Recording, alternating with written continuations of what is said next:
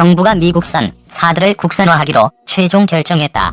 또한 한때 국산 명품무기로 불렸지만 납품 과정에서 결함이 잇따라 발견된 K11 복합형 소총은 더 이상 만들지 않기로 결론 내렸다. 정경두 국방부 장관은 4일 전력 증강 관련 최고 의사결정기구인 방위사업추진위원회를 열어 LSM 체계개발기본계획과 신형호위함 물산급 배치 3체계개발기본계획을 의결했다. K11 복합형 소총에 대해서는 중단 결정을 내렸다. 군 당국은 적어도 미사일 방어체계인 패트리엇의 국산화 버전인 엠셈의 양산 단계에 이미 진입했고, 이어 사드의 국산 버전인 LSM마저 자체 개발해 미사일 방공방 전체의 국산화를 시도하게 되는 셈이다.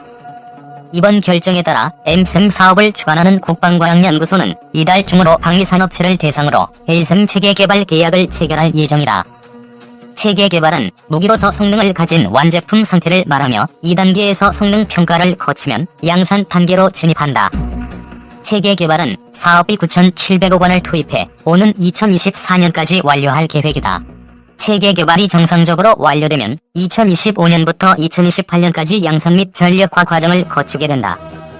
방사청은 LSM은 적이 항공기 및 탄도탄 위협으로부터 핵심 시설을 방어하고자 국내 연구 개발로 추진하는 사업이라고 설명했다. 군은 당분간 미국산 패트리엇과 한국형 패트리엇인 엠셈, 미국산 사드와 한국형 사드인 LSM 등을 혼용하며 상황에 따라 한반도 상공의 최대 사중의 방공망을 구축할 것으로 보인다. 그러나 장기적 관점에서는 패트리엇과 사드를 엠셈과 LSM으로 대체해 미국의 천문학적 무기 구매 요구를 피할 수 있게 될 것으로 예상된다. 해군의 노후화된 호위함과 초계함을 대체하고자 추진되고 있는 신형 호위함 물산급 배치 3건조를 위한 체계 개발 기본 계획도 의결했다. 내년 상반기 중에 체계 개발 계약이 이루어진다. 물산급 배치 3은 3,000톤급 신형 호위함 건조 사업을 말한다. 배치는 동형 함정을 건조하는 묶음 단위를 뜻하며 배치 I, 배치 2, 배치 3으로 갈수록 함용 발전과 성능 개선이 이루어진다. 국방부 방사청 순회 모인 전력 증강 최고 의결기관 방추에서 결정 현재 미군은 20km 내외 저고도에서 패트리엇, 50에서 150km 고고도에서 사드, 150에서 500km의 초고고도에서 SM-3의 3중 방공망을 형성한다는 개념을 따르고 있다. 주한 미군은 여기서 패트리엇과 사드를 도입해 한반도의 2중 방공망을 구성하고 있다.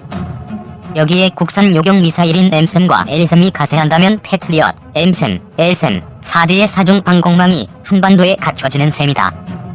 또한 현재 해군이 함정에 탑재해 바다 한가운데에서 선제적으로 미사일을 요격하는 SM-3 도입도 논의 중이어서 한반도에 총 5종의 방공망이 갖춰질 가능성이 높아졌다.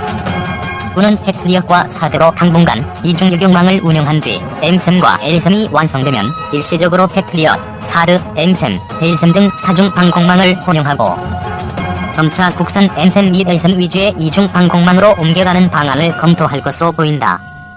군은 2015년 9월 서해 서북 도서에 국산 중거리 지대공 미사일 천궁을 처음 실전 배치하고 2017년 11월 첫 실사격 훈련을 실시했다. 엠셈은 천궁의 성능을 개량해 미사일을 요격할 수 있도록 한 것이다. 군 당국은 엠셈 실사격에 성공한 2017년 11월 방위사업추진위원회를 열고 엠셈의 양산 결정을 내렸다. 그러나 당시 송영무 국방부 장관이 엠셈을 1, 2차로 나눠 양산하는 방안을 제시하면서 사업이 지연됐지만 다시 양산 결정을 내려 현재 양산이 진행 중이다. 송 전 장관은 지난해 7월 12일 기자간담회에서 엠셈 양산과 관련해 전반기와 후반기로 분리해가는 방안을 검토 중이라며 내후년부터 7에서 8년 걸리는 사업을 한다면 2022년까지 우선 가고 새로운 것이 나오면 옮겨 탈 수 있다고 말했다. 엠셈 양산이 본격화되는 시기에 LSM 개발도 본궤도에 오르면 더 나은 무기체계로 예산을 배분하는 게 효과적 방법이 아니냐는 취지였다. 국방부 관계자는 이와 관련 전력화 이후 30년 이상 운용해야 한다는 점을 고려해 양산을 1, 2차로 분리해 우선 기묘한 물량을 전력화하면서 잔여 물량은 향후 LSM 개발 경과를 보면서 성능이 향상된 요격체계를 확보하는 방안을 검토한 것이라고 부연했다. 그러나 이로 인해 엠셈 사업이 지연되자 국방부는 지난해 8월 21일 정례브리핑에서 엠셈 양산 계획을 원안대로 추진한다고 밝혔다. 원안에 따라 엠셈 7개 포대를 2021년에서 2023년 전력화한다는 것이다. 엠셈 양산 결정에 이어 헬셈도 본궤도 올라 최현수 국방부 대변인은 북한 핵과 미사일 대응 능력 구비, 수출 기반 조성, 예산 활용의 효율성 등을 종합 검토한 결과 엠셈 전력화를 기존 계획대로 추진하기로 했다고 말했다. 국방부 관계자는 북한에 상존하는 미사일 위협에 대한 대응 능력 구비 차원에서 엠셈을 기존 계획대로 전력화할 필요가 제기됐고 전시작전 통제권의 적기 전환을 위한 한국군의 핵심 군사능력 구비에도 기여할 수 있다며 수출 기반 조성 측면에서도 잠재적 수출 대상국은 생산국가의 전력화 진행 상황을 바탕으로 해당 무기의 신뢰도를 평가하므로 엠셈을 기존 계획대로 추진하면 수출 기반 조성 및 경쟁력 제고에 기여할 수 있다고 말했다. 당시 국방부는 요격 성능이 더 향상된 무기체계를 갖기 위해서는 좀 더 시간이 필요하다는 판단을 내리게 됐다며 이것을 좀 더 빨리 확보할 수 있는 방안이 없겠느냐를 검토해봤지만 좀 여의치 않아서 가장 현실적인 대안은 현 계획대로 하는 것이라고 판단한 것이라고 말했다. 한국은 미국 무기를 세계에서 세 번째 많이 수입하는 나라다. 지난 1월 국방기술품질원이 발간한 세계방산 시장 연감에 따르면 미국 무기를 지난 10년간 가장 많이 구매한 나라 1에서 3위는 사우디아라비아 106억 3,900만 달러, 호주 72억 7,900만 달러, 한국 67억 3,100만 달러 순이었다. 현재 주한 미군뿐만 아니라 한국군이 미군에서 수입해 운용하고 있는 패트리엇의 가격은 천문학적 수준이다. 패트리엇 한 개 포대는 총 8개의 발사대와 통제소, 레이더 등으로 구성된다. 한 개 발사대에 4발의 미사일이 배치돼 패트리엇 한 개 포대는 한 번에 총 32발을 쓸 수 있다. 패트리엇 한 개 포대가 2회에 걸쳐 쏠 수 있는 미사일 64기를 갖추려면 약 5,600억 원이 필요한 것으로 알려졌다. 사드는 패트리엇 가격의 3배 수준이다. 사드 한 개 포대는 미사일 인터셉터 48발과 발사대 6개, 레이더 등으로 구성된다. 사드 한 개 포대 구축 비용만 약 1조 5천억 원에 달한다. 여기에 추가로 수입이 검토되는 SM-3 유격 미사일은 한 발당 가격이 약 200억 원에 달한다. 패트리엇, 사드를 국산화된 엠셈과 엘셈으로 대체하면 무기 구매에 있어 천문학적 수준의 절감이 기대된다. 군 당국이 엠셈과 엘셈을 개발해 패트리엇과 사드를 대체하는 과정에서 얻어질 기술적 능력과 자신감 또한 의미 있는 국가적 자산이 될 것으로 기대된다.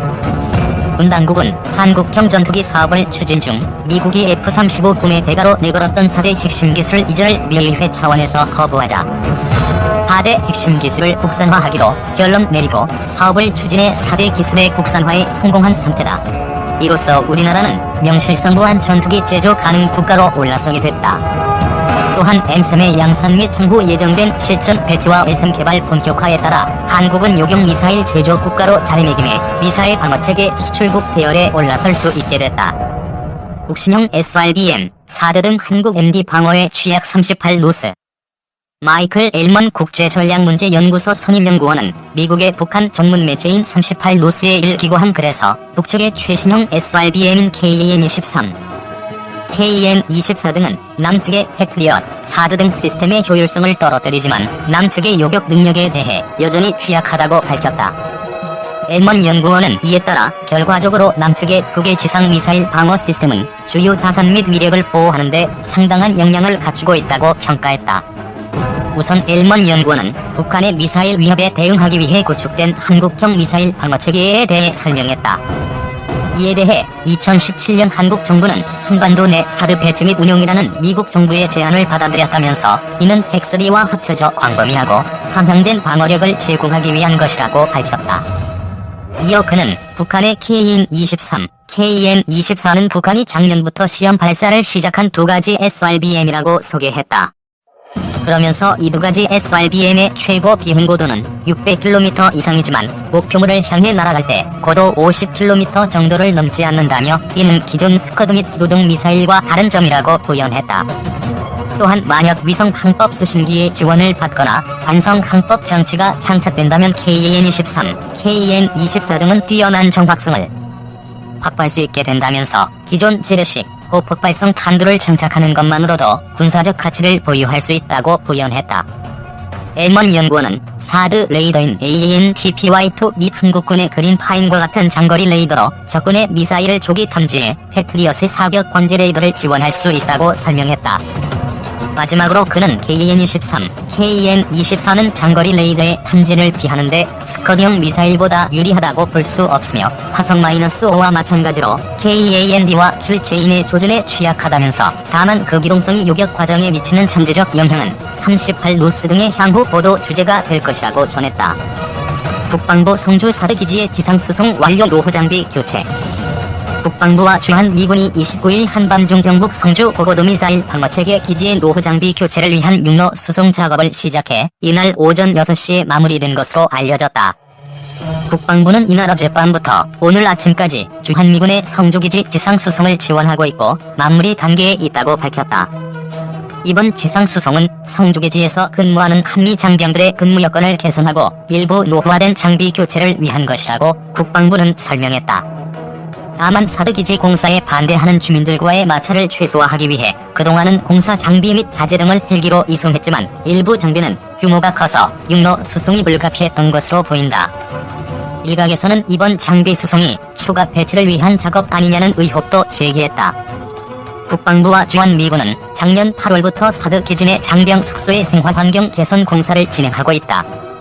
국방부는 이와 관련해 여러 차례 주민들과 협의를 진행했지만 합의점을 잡지 못한 것으로 알려졌다. 2016년 1월 북한의 4차 핵실험과 장거리 로켓 발사로 핵미사일 위협이 증대되자 주한미군 고고도미사일 방어체계 배치의 필요성을 주장하는 목소리가 커졌다. 한미 군당국은 같은 해 7월 경북 성주군을 사드기지 부지로 정했다. 이에 시민단체와 지역민들의 거세게 반발했지만 같은 해 9월 북한의 5차 핵실험의 여파 속에 성주골프장이 대체 부지로 확정되고 사드 배치가 추진됐다. 사드는 고도 40에서 150km에서 탄도미사일을 요격하는 고층 방어체계다. 고도 40km 이하의 하층 방어체계인 한국형 미사일 방어체계와 함께 다층 방어체계를 구축한다.